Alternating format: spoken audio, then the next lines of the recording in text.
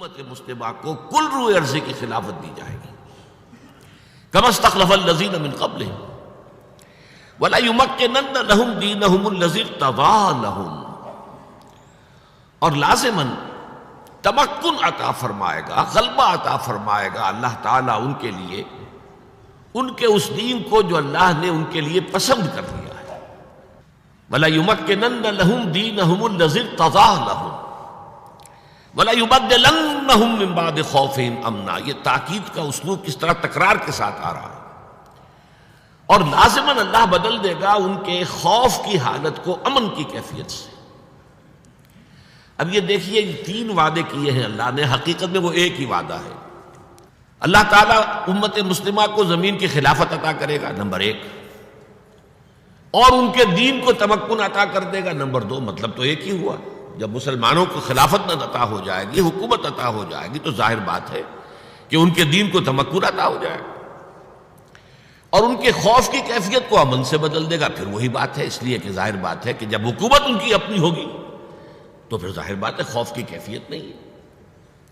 تو گویا کہ یہ وہی ایک تو جو گرامر کے اعتبار سے تاکید کا اسلوب ہے، نون مشدد لام مفتوح، لا یستخلفنہم ولا یمکننہم لہم ولا یبدلنہم، اور یہ کہ 3 مرتبہ اس کو دہرایا ہے مختلف اسالیب کے اندر.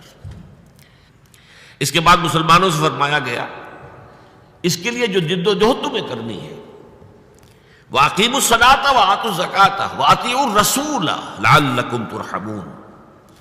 دیکھو نماز قائم کرو، زکوٰۃ ادا کرو، اور رسول کی اطاعت بمصطفیٰ برسا خویش را کے دی ہمہ اوست.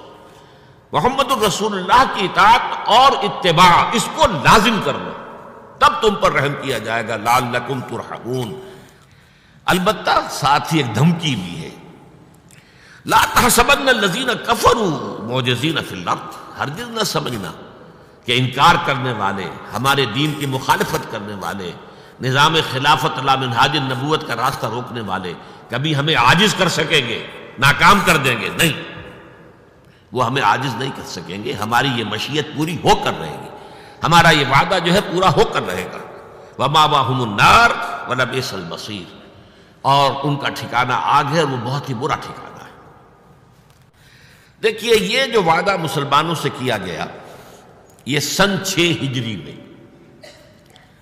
اس وقت تک کیفیت کیا تھی؟ جزیرہ نما عرب میں ایک چھوٹا سا شہر مدینہ، اور اس میں چند ہزار مسلمان آباد. ساتھ ہی یہ ہے کہ ان کے اندر منافقین کا 5th کالمسٹ عنصر بھی موجود ہے.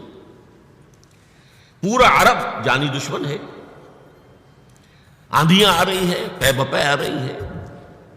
بدر کی جنگ ہوئی تھی، احد میں 3000 آ گئے تھے، اور کچھ ہی عرصے پہلے احزاب میں 12000 نے آ کر گھیر لیا تھا مدینے کو. معلوم ہوتا تھا کہ جیسے بس اب چراغ بجھا کے بجھا. ایک صحرا لقدق صحرا میں ایک چراغ جل رہا ہے اور آندھیاں چل رہی ہیں اس کو بجھانے کے لیے. ہر وقت ایک خوف کی کیفیت رہتی تھی. ذرا سا کوئی شور ہوتا تھا، معلوم ہوتا شاید پھر کوئی حملہ آور ہو گئے. یہ کیفیت ہمیشہ پہرا موجود رہتا تھا. لوگ معمور رہتے تھے اس پر. بسا اوقات حضور خود جا کر خبر لے کر آتے تھے کہ کوئی افواہ اڑ گئی ہے کہ پھر کوئی حملہ ہو گیا ہے. تو یہ کیفیت تھی. اس میں یہ وعدہ کیا گیا، گویا کہ بہت ہی حالات کے اعتبار سے، آبجیکٹو جو کنڈیشنز تھے اس کے اعتبار سے یہ بہت دور کی بات تھی. بظاہر جو ہے بہت دور کا معاملہ معلوم ہوتا تھا. لَيَسْتَخْلِفَنَّهُمْ فِي الْأَرْضِ كَمَا اسْتَخْلَفَ الَّذِينَ مِن قَبْلِهِمْ وَلَيُمَكِّنَنَّ لَهُمْ دِينَهُمُ الَّذِي ارْتَضَىٰ لَهُمْ وَلَيُبَدِّلَنَّهُم مِّن بَعْدِ خَوْفِهِمْ أَمْنًا. لیکن تاریخ کی حقیقت کیا ہے؟ سن 6 کے اوائل میں یہ سورہ نور نازل ہوئی. سن 6 کے اواخر میں صلح حدیبیہ ہو گئی. اِنَّا فَتَحْنَا لَكَ فَتْحًا مُبِينًا. سورہ فتح میں اللہ تعالیٰ نے اسے فتح مبین قرار دے دیا. سن 7 میں خیبر فتح ہو گیا، بہت بڑا گڑھ یہودیوں کا، بہت مال غنیمت مسلمانوں کے ہاتھ میں آیا. ان کی یوں سمجھیے کہ اکثر لوگوں کے دل اندر دور ہو گئے، جو بھی ایک افلاس کی کیفیت تھی، احتیاط کی کیفیت تھی، ختم ہو گئی، فراوانی. سن 8 میں مکہ فتح ہو گیا. مکے کے فتح ہونے کا مطلب کیا تھا؟ گویا کہ جزیرہ نما عرب جو ہے وہ فتح ہو گیا، اس لیے کہ چاہے وہاں کوئی جزیرہ نما عرب میں کوئی فارمل حکومت نہیں تھی، لیکن یہ کہ بہرحال ایک صدر مقام کی حیثیت مکے کو حاصل تھی۔ یہ ان کا مرکز تھا مذہبی اعتبار سے، ثقافتی اعتبار سے، تجارتی اعتبار سے، مالی اعتبار سے انہیں سیادت حاصل تھی۔ یہی وجہ ہے سورہ توبہ میں قریش کے بارے میں کہا گیا ہے ائمۃ الکفر فقاتلوا ائمۃ الکفر، ان کفر کے اماموں سے خلاف جنگ کرو۔ اب جب مکہ فتح ہو گیا تو گویا کہ جزیرہ نما عرب میں محمد الرسول اللہ صلی اللہ علیہ وسلم کی حکومت قائم ہو گئی۔ اب نوٹ کیجئے، جیسے حضرت داؤد کی حکومت کو قرآن نے خلافت قرار دیا، یا داؤد انا جعلناک خلیفۃ فی الارض، اسی طرح یہ چند سال جو ہے حضور کی حیات طیبہ کے، میرے نزدیک فتح مکہ کے بعد سے لے کر آپ کے وصال تک، اس میں آپ کی حیثیت جزیرہ نما عرب میں خلیفۃ اللہ کی تھی۔ اب آپ خلیفہ تھے، آپ اللہ کے نائب تھے، آپ ہی در حقیقت اس پوری مملکت کے فرما روا تھے اللہ کے حکم کے مطابق۔